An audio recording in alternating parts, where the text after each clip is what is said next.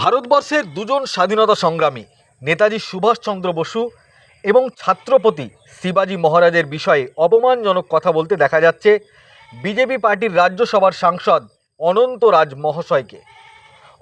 মহারাজ মহাশয়কে।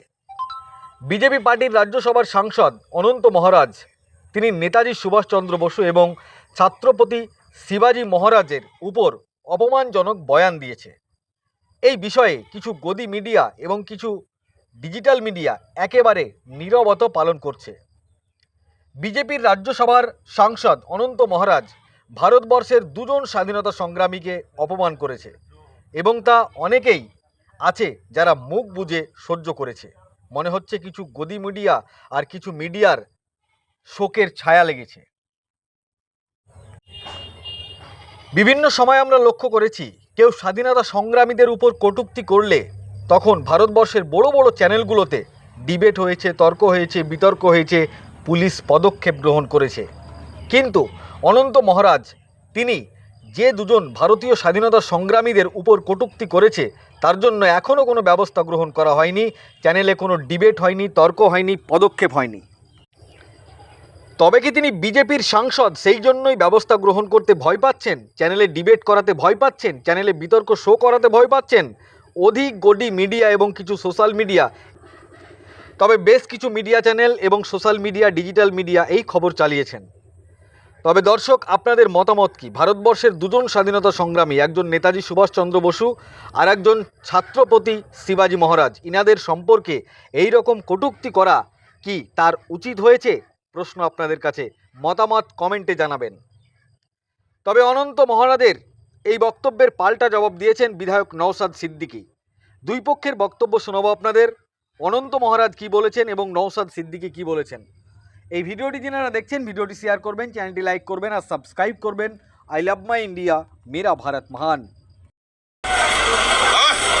আজাদের ফোর্স নেতাদের বাপের তাগদার সাথে অর্গানাইজ করে ফৌজ বানায় সব ভারত ব্রিটিশের সৈন্যটা, ব্রিটিশের সৈন্য। স্যার বলছো শোনো, ব্রিটিশের সৈন্যকে জার্মান নিয়ে গেছে বন্দি বানায় আর সেই জার্মানে নেতাজিকে দিছে আর নেতাজি সেটাকে অপব্যবহার করেছে বুঝলেন। কিন্তু আমাদের পূর্বপুরুষে মহারাজা জগদীবেন্দ্রনাথ বাহাদুর কোনো আজাদির ফৌজকে দণ্ড দেয় নাই। আজকে যদি আমি গভর্নমেন্টের বিরুদ্ধে একটা পিস্তল দেখাই, আমাকে এনকাউন্টার করবে কিনা বলেন? ব্রিটিশের শাসন ছিল, ব্রিটিশের যখন শাসন ছিল তা ব্রিটিশের শাসন ছেড়ে চলে যায় নাই। তো সেই ব্রিটিশের বিরুদ্ধে যে আজাদির ফৌজ গান ধরেছে, বন্দুক ধরেছে, তাদের স্ট্যান্ড হ্যান্ড কেন দিল না, মৃত্যুদণ্ড কেন দিল না, তাদের কাছতে দিল কেন? আমার রাজা মহারাজা জগদীবেন্দ্রনাথ বুঝছেন?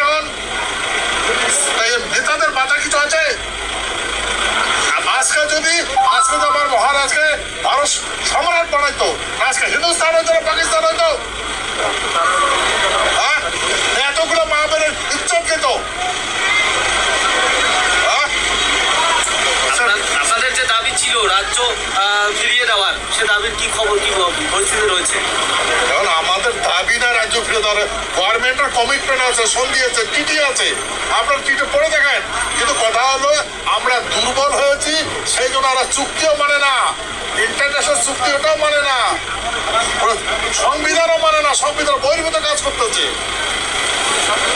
হ্যাঁ, কাকে বলবো, কোন গভর্নমেন্টকে বলবো? সব গভর্নমেন্ট একে। আমাকে দেখুন, বিজেপিকে তো পশ্চিমবঙ্গে আমি নিয়ে আসছি, পাচ্ছেন না? আপনার মাধ্যমে বলছি, বিজেপিকে আমি নিয়ে আসছি পশ্চিমবঙ্গে, উত্তরবঙ্গে।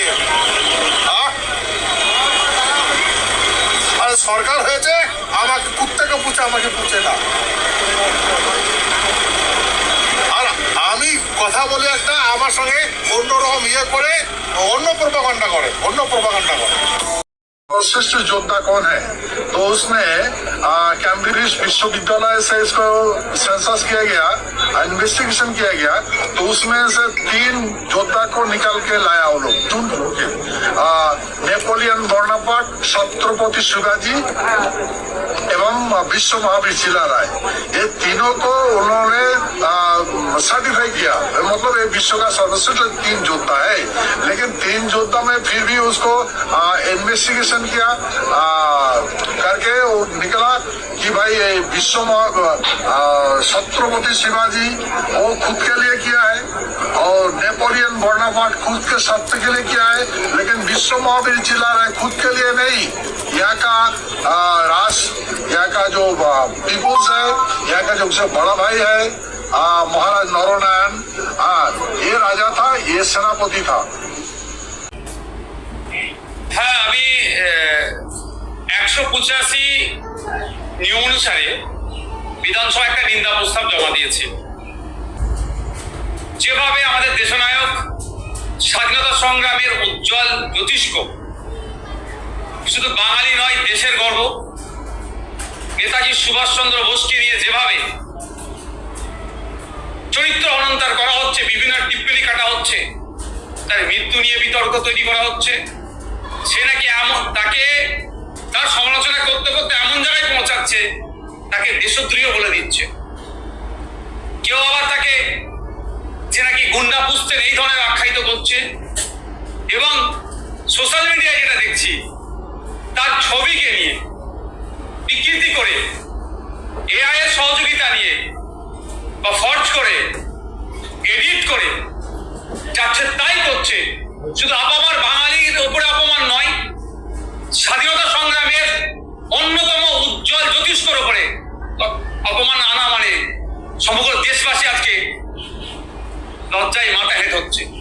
কিন্তু আমরা একটা জিনিস দেখছি, পশ্চিমবাংলা সরকার বলুন, দেশের সরকার বলুন, প্রশাসন বলুন, অদ্ভুতভাবে নিশ্চুপ থেকে যাচ্ছে। এই নীরবতা কবে তারা ভাঙবে, কবে ভাঙবে বলতে পারবো না, কিন্তু আমরা একজন দেশপ্রেমিক হিসাবে, আমার পূর্বপুরুষ দেশ স্বাধীনতা সংগ্রামে অংশগ্রহণ করেছিলেন, স্বাভাবিকভাবে আমি চুপ থাকতে পারি না। তাই গণতান্ত্রিক প্রক্রিয়ায় যে পদগুলো আছে তার অন্যতম একটি পদ হচ্ছে অগস্ট হাউস অর্থাৎ বিধানসভার। এই বিধানসভার মধ্যে যাতে এই যে কথাবার্তা যেগুলো বলেছেন নেতাজি সম্পর্কে, এটাকে নিন্দা জানিয়ে প্রস্তাব আসুক, তার প্রস্তাবটা আমি নিজে উত্থাপন করেছি।